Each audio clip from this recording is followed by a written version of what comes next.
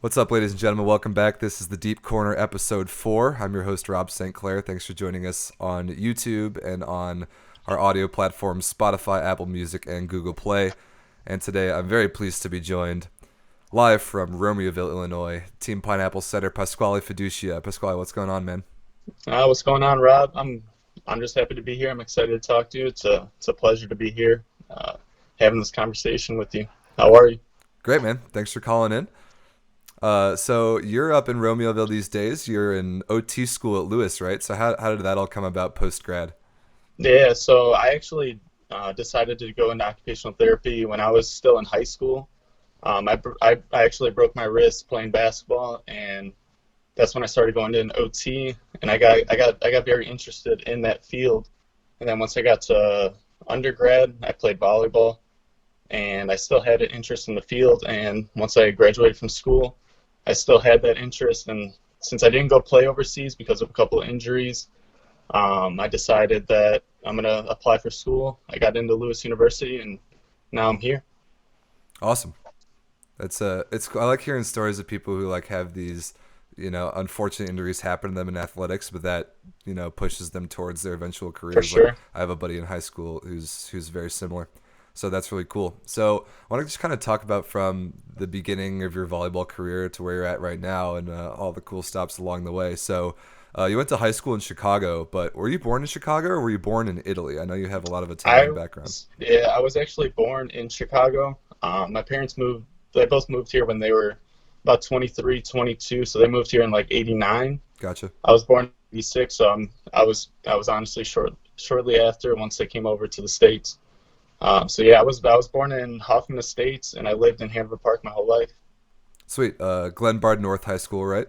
Yep, That big time volleyball like powerhouse area, all the Glenbard schools, all like the that whole. Glenbards, Naperville Yep. Central, Wayne Warrenville South when they had the Fab 50 with Jet Ski, Callaway. They had that whole team when I was a sophomore there. Yep. That was my That was year. That was probably my senior year.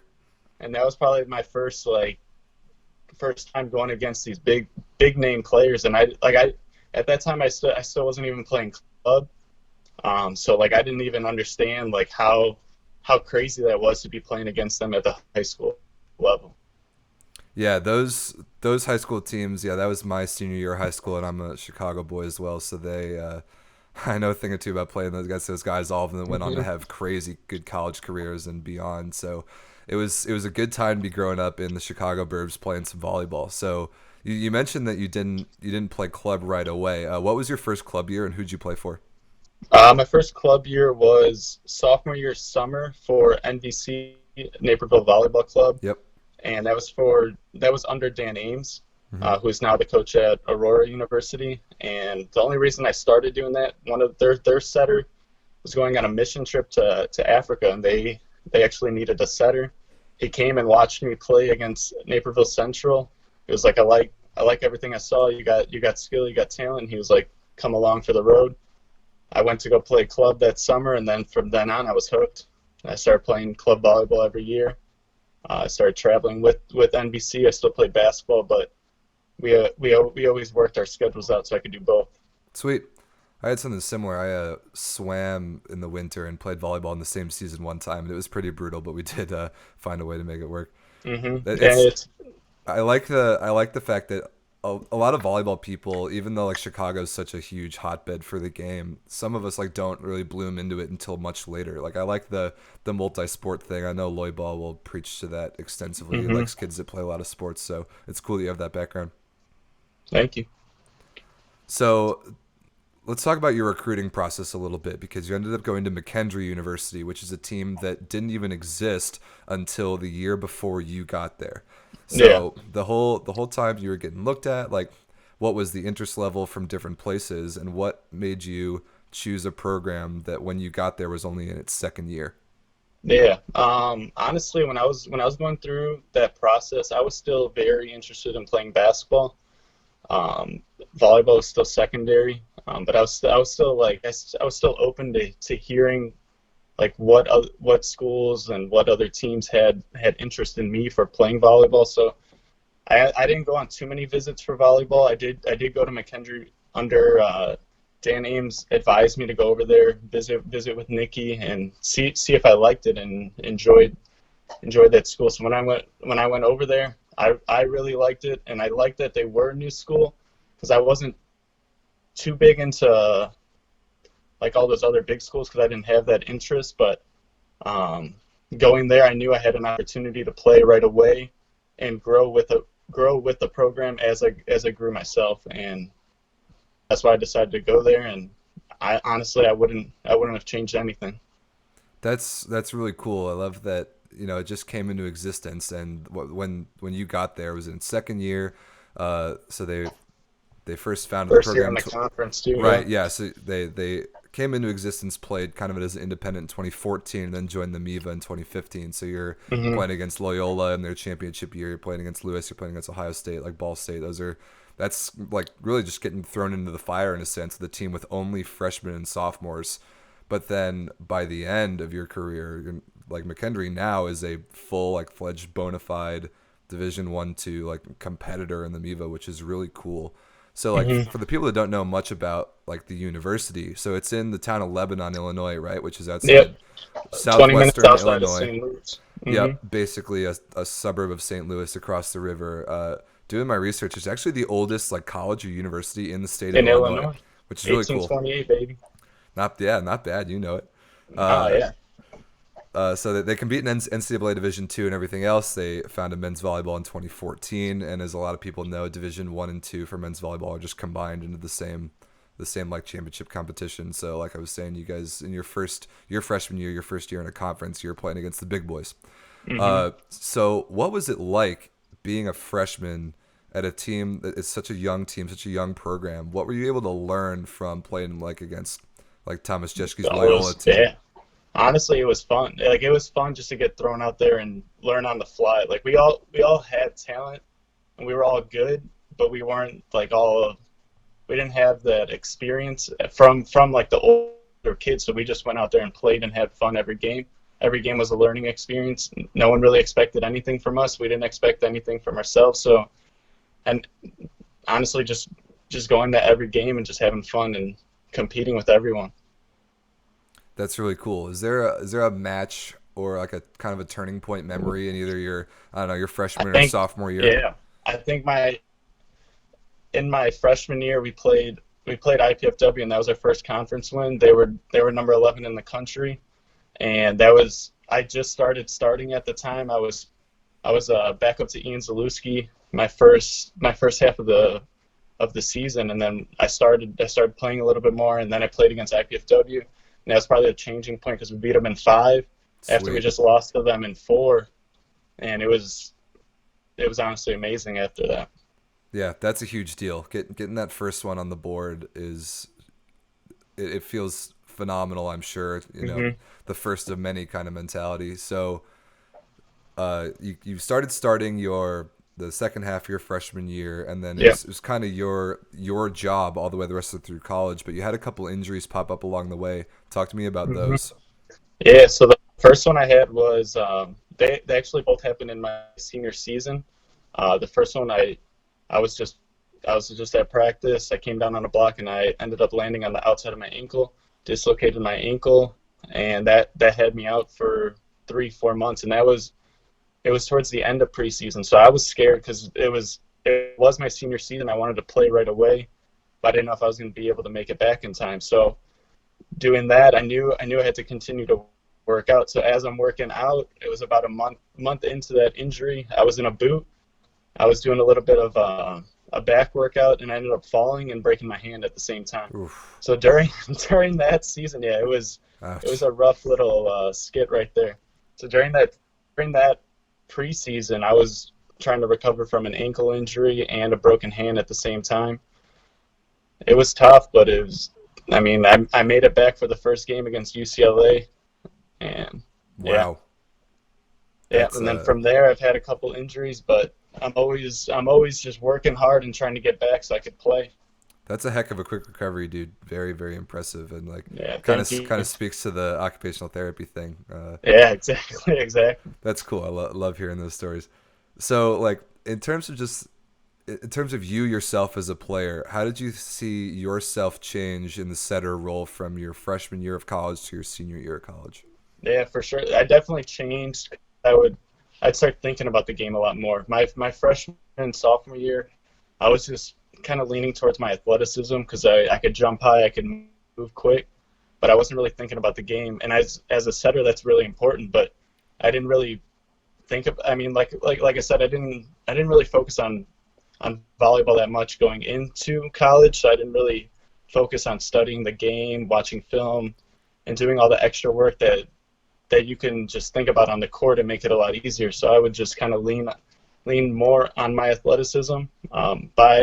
By my senior year, I was watching at least like 4 or 5 hours of film before every match, trying to just watch my old matches, watch the matches coming up, and I would just be on the court and be just a lot more comfortable with what I was doing and the decisions I was making.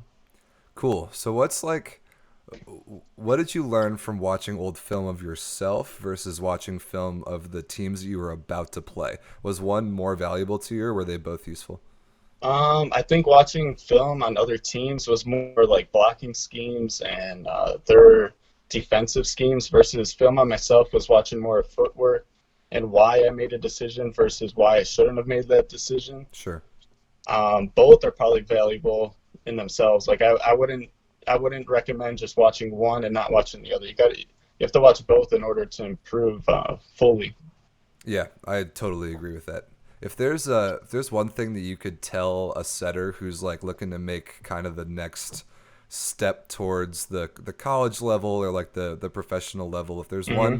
there's one like kind of mindset switch or whatever that you could recommend to a setter, what would you think that would be from your experience? Yeah, from my past experience, I had a coach tell me if you think you're working hard, there's someone out there working harder than you. And like I've kind of had that stick with me my my whole career. I mean, it goes back to watching film or working out in the gym, working out volleyball. Like if you think you're working hard, there might be someone working harder than you. So you got to push yourself even more than what you're pushing yourself now. So like for kids that are trying to make it to the next level, just work hard, grind. It's a grind every day. You got 24 hours grind every single day. Totally.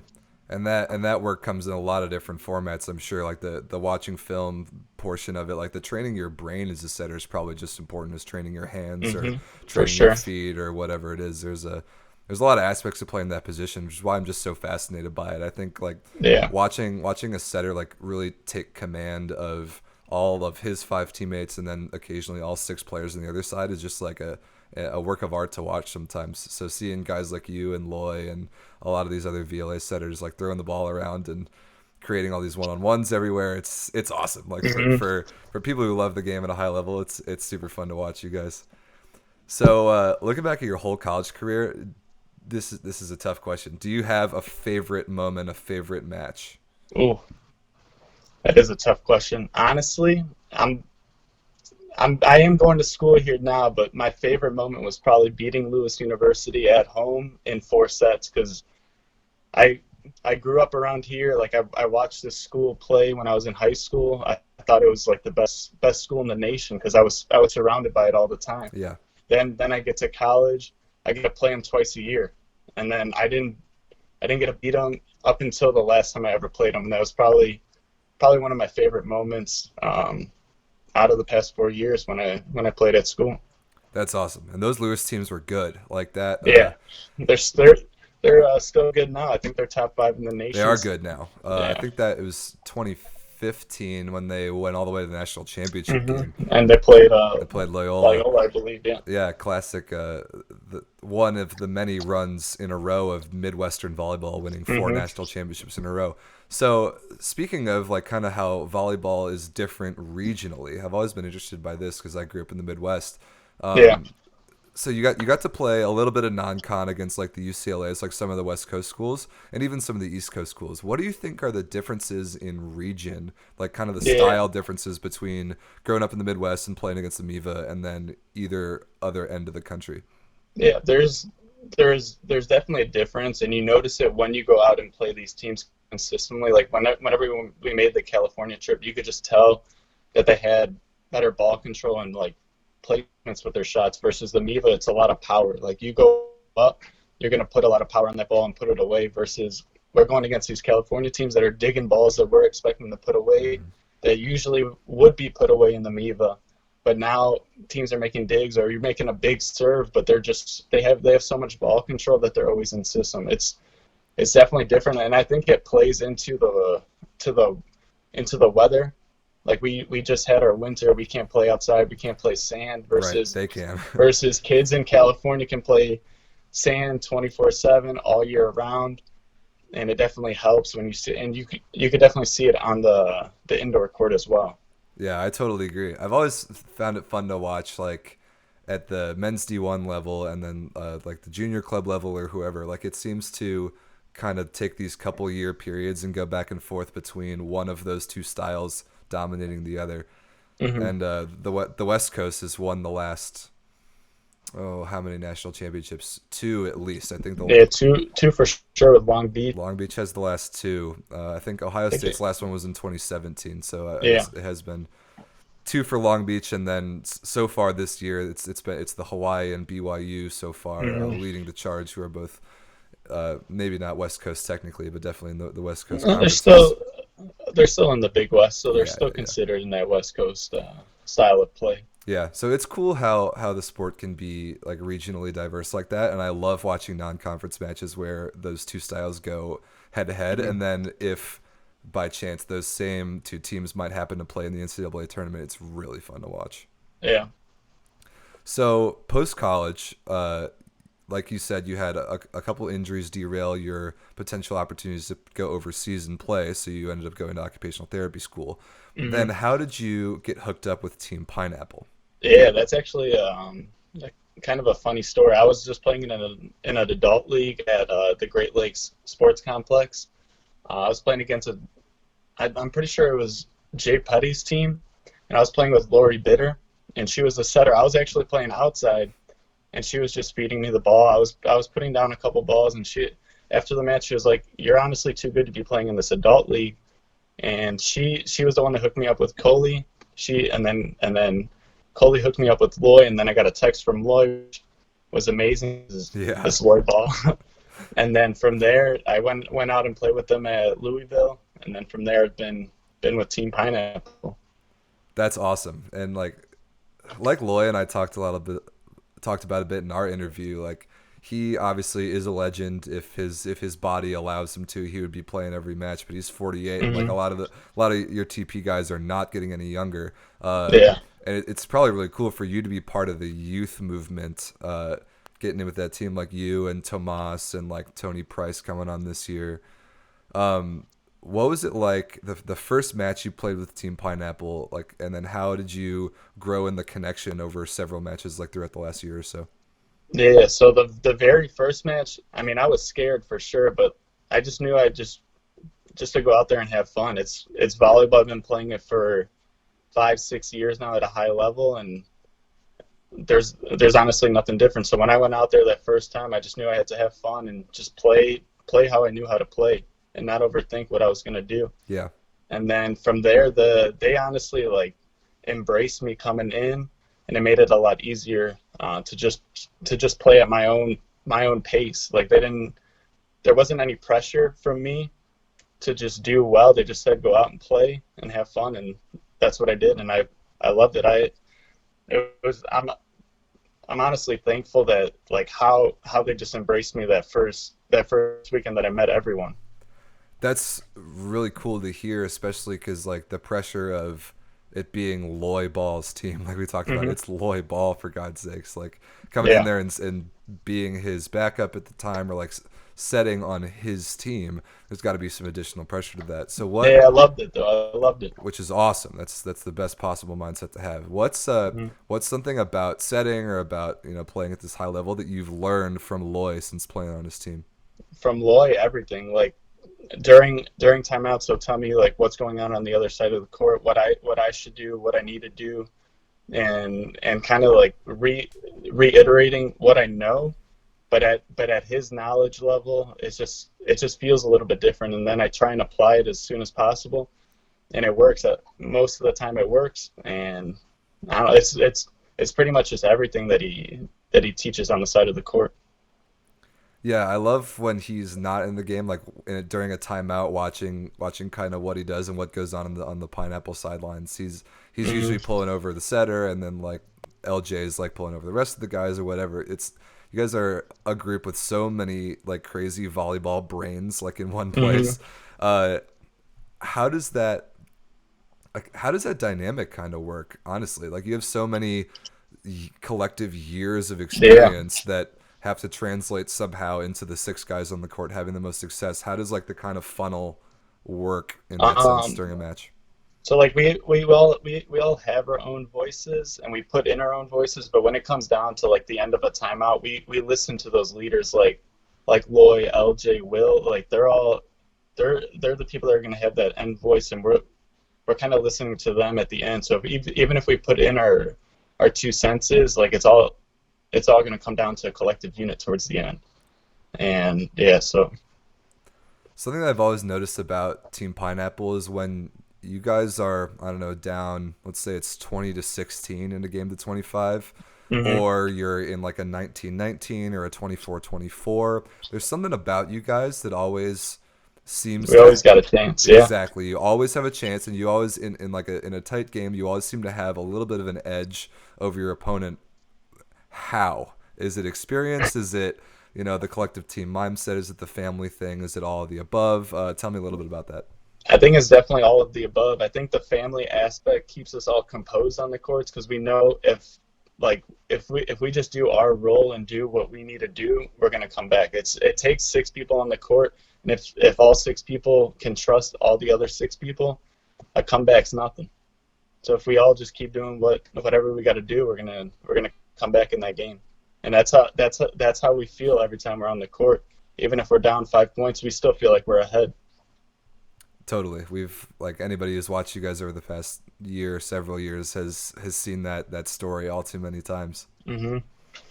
So you guys will be in Louisville, you'll be in Minneapolis, you'll be in Orlando, and then you'll be in Reno at the end of the year. Uh, Hmm. with a roster as big as yours, where can we expect to see you personally? Are you going to be everywhere? We'll see what happens from here. I'll be at Louisville for sure, so I'll be there April 3rd, ready to go. Awesome. That's going to be a really good one. What are you excited for just about this league in general? This is kind of a new forefront that we're on right now. Is it Hmm. what's cool about that to be a part of, and what are you looking forward to in the first event? Yeah.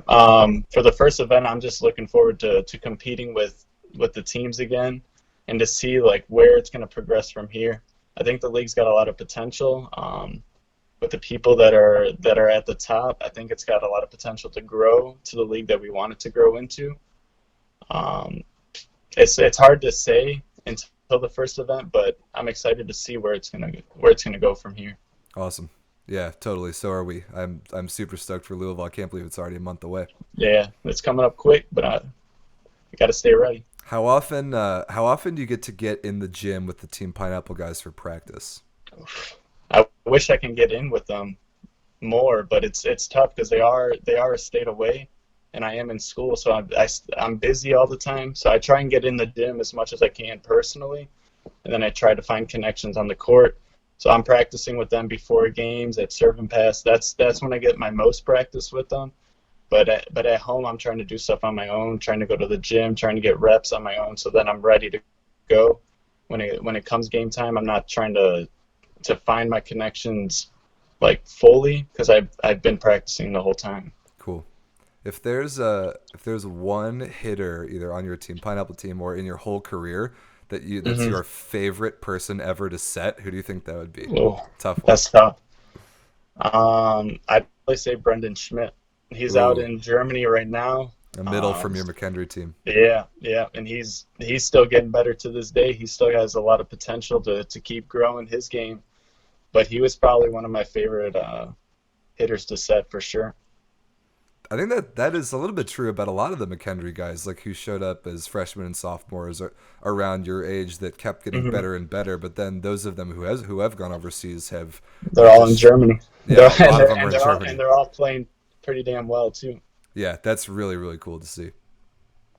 All right, dude. Before we get you out of here, where can the people follow along with you? Yeah, honestly, on Instagram, at Squalls, I think it's Squall Fiducia. Yeah. At Squall Fiducia. Cool. I've got your Instagram handle on the screen here, so hopefully I didn't mess it up. Yeah. Everybody give this man a follow. Everybody give us a follow on the YouTube channel if you're watching it there, or on all the Volleyball League of America's social medias. Squad, thanks so much for joining us, man. We will Yeah, see thank you you. in Thank you, Louisville. Rob. Sounds good. I'll see you then. You got it. Thanks everyone for joining us. We'll see you next time.